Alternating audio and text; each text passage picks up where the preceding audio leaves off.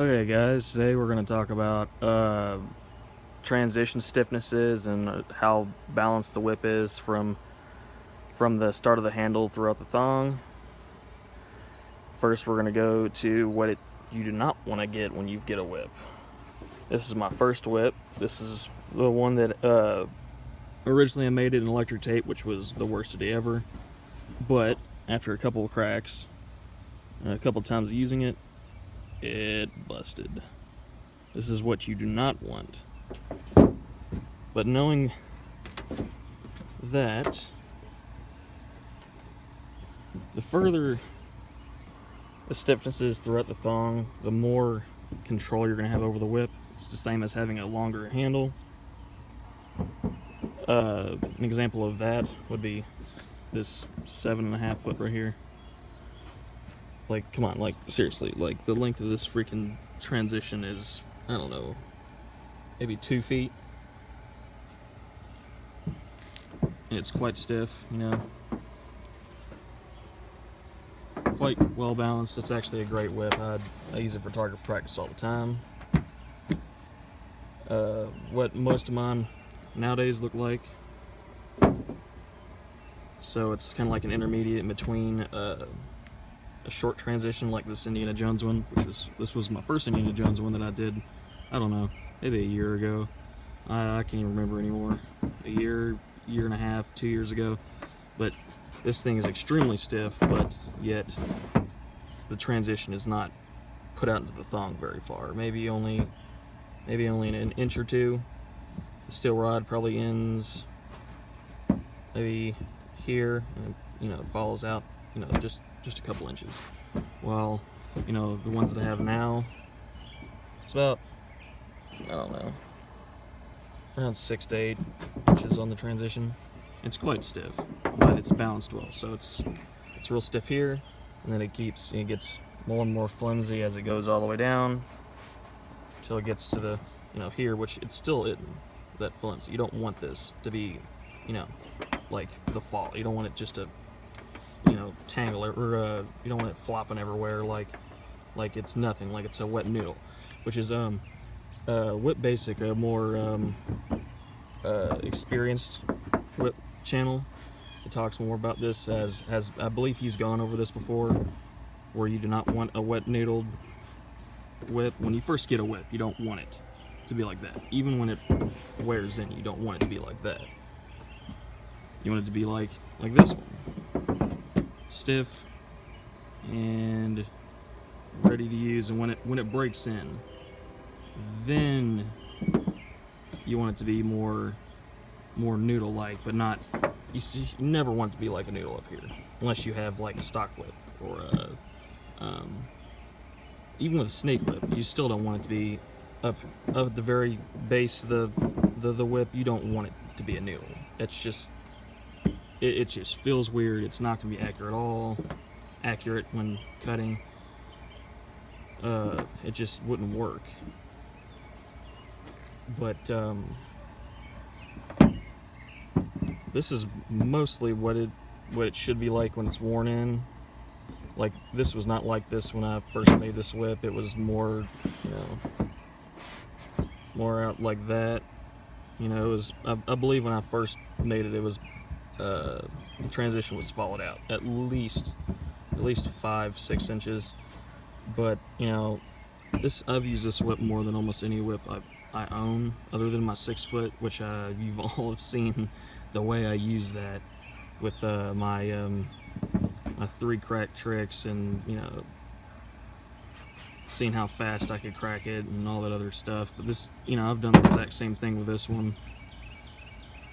This one, not as much use out of it, but it's, I've actually used this a little bit, but doing the volley is going to wear this in, which this is actually very good for doing the volley. But the steel rod ends, I don't know, maybe a centimeter past the transition, and it's almost,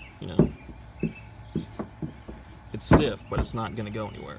At least not for a while. You don't want a rock as a whip. You want it to be stiff, but you don't want it to be a noodle. You want it to be right in between, where it's nice and springy. The springier the whip, the more life that whip's gonna have. That's how most of my new whips are. They're right between. But if you really want more of a target whip like this one, kind of like if I was talking movie standards, I'd bring up the Kingdom of the Crystal Skull bullwhip that was made by Terry Jacka. That bullwhip, the handle was, or the steel shank was extended past 8 inches, that's what the David Morgan one was like. This is kind of like that, except this one has a longer handle. But the original had 8-inch handle, or 8-inch shank, and a 6-inch handle portion. And the Terry Jack version had, I believe it was a 10, maybe 11-inch handle, but the transition knot was brought down, so it looked like it was only an 8-inch steel shank, but the transition was still extended past the transition knot, which helped, with wraps, tricks, target work, whatever. But yeah. So when you're ordering a whip from me, you can order, you can choose the color, the pattern. This is a side by side. This is a Chevron snake pattern. This is a plain.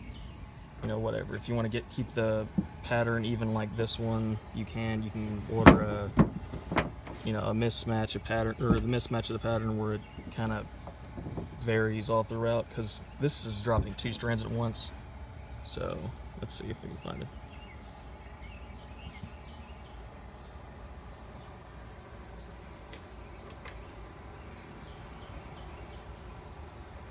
Right there. That's dropping 2 orange strands at the exact same time, and it's keeping the pattern the same all the way down. Actually did a very good job of this, but there's no big gaps or anything. Oh, except right there, but that's probably from use. I use this one quite a bit, actually.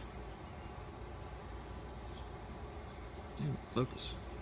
Yeah, and then finally you drop the last color, and then you have just 2 ending in a 4-point fall hitch, and I believe this is a 30-inch fall. But yeah, you can choose the transition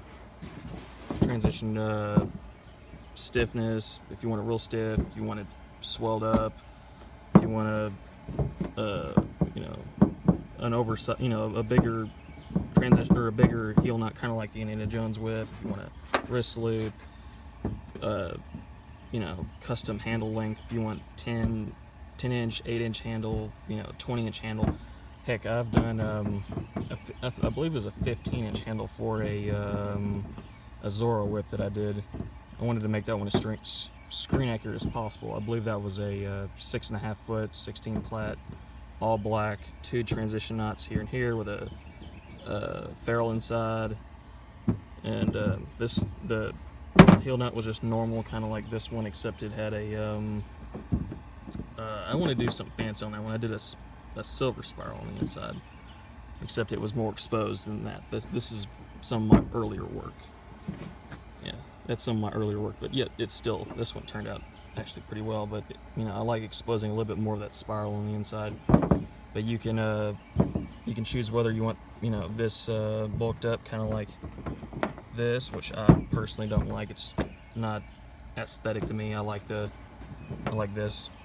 I like when it's really low profile. It really makes the whip balance, so it's heavy here, and then it kind of lightens all the way up down. You can choose how heavy you want it, really, not like exact, because I can only do so much.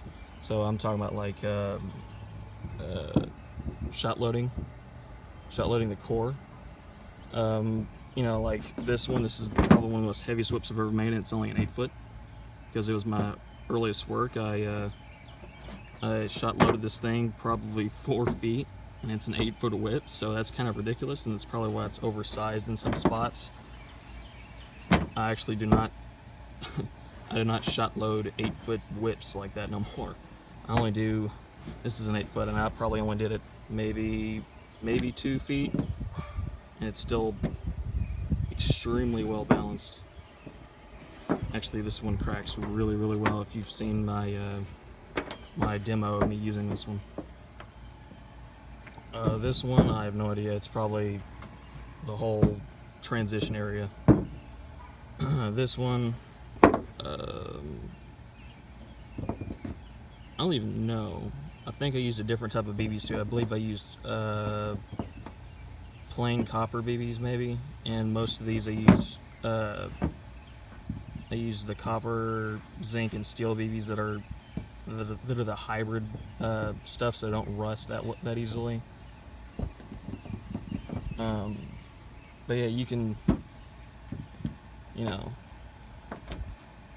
as a whip maker, I'll strive to be better. I will test crack it before I get it to you.